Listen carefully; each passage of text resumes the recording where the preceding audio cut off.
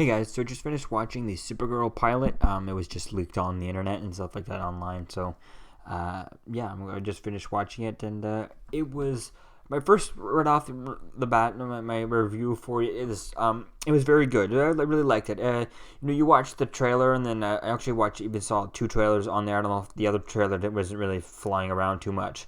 Wasn't floating around very far, but there was one trailer that really, the first trailer that everyone knows, really showed a lot of the, the rom com chick flick type thing movie and stuff like that, which is not a bad, not saying that bad. It's just that idea, that aspect of the show. I didn't like that the first side, and then right after, I feel like, but that's really only less than a third, almost a third or a fourth of the entire show. The rest of it, as soon as she puts on the cape and stuff like that, that's where it really gets interesting, and that's definitely the parts that I really like about that about the show. Now the other part, if they want to go for a more female audience, okay, I'll let that go. But the more darker part is definitely very good. I really kind of like that. It makes really interesting ideas. How she's kind of used her powers, but then doesn't use her power, and just kind of relearning her powers type thing, which is definitely kind of interesting. I kind of like it and stuff like that.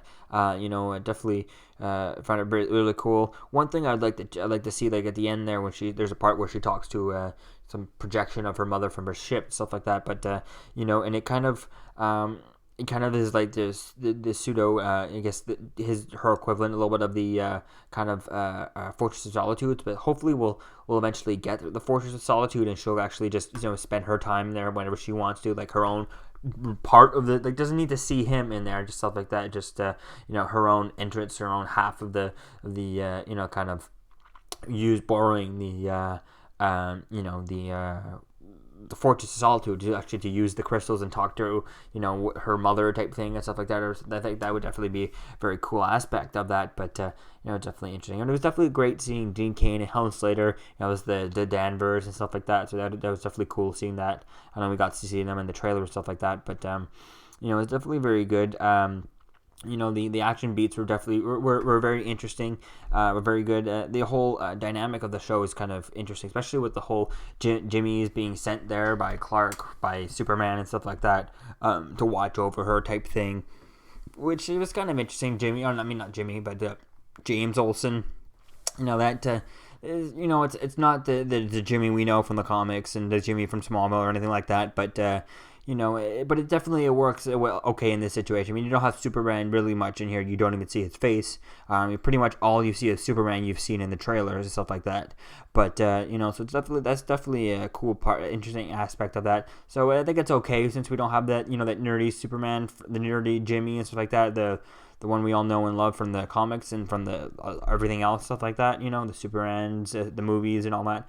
But in this story, I feel like it works, because we don't have Superman, and we're not seeing Superman so much. I think it's okay and stuff like that, but we'll have to wait and see a little bit more about that. I think for me to see a little more, but I think it'll work here. So just have to wait and see for that. But it was definitely very interesting seeing that, and I like I don't know if you guys, if you've watched it, there's a scene when we first meet the villain in the diner. There's actually a newscast on there where he first finds out about her on the radio. That newscast sounded a lot like Andrew Kreisberg, is what I heard.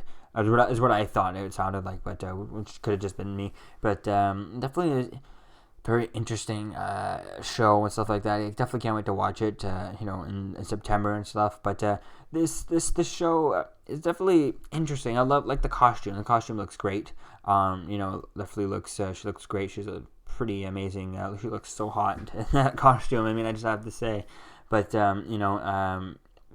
I definitely think that this show could do well, but with the ending there, the whole ending with, I guess, that kind of people seems like it could be her aunt is Superman's mother is the main villain or something like that, is what I got from that. But I got that. I've watched other people's reviews just to get my thoughts clear, stuff like that, before I, film my review and stuff like that. And some people are saying that it's Superman's mother and stuff like that, and I don't see how that. I don't see that. I didn't get the sense. I thought it was just maybe another cousin, on her. I guess is it? I guess are Supergirl and Superman.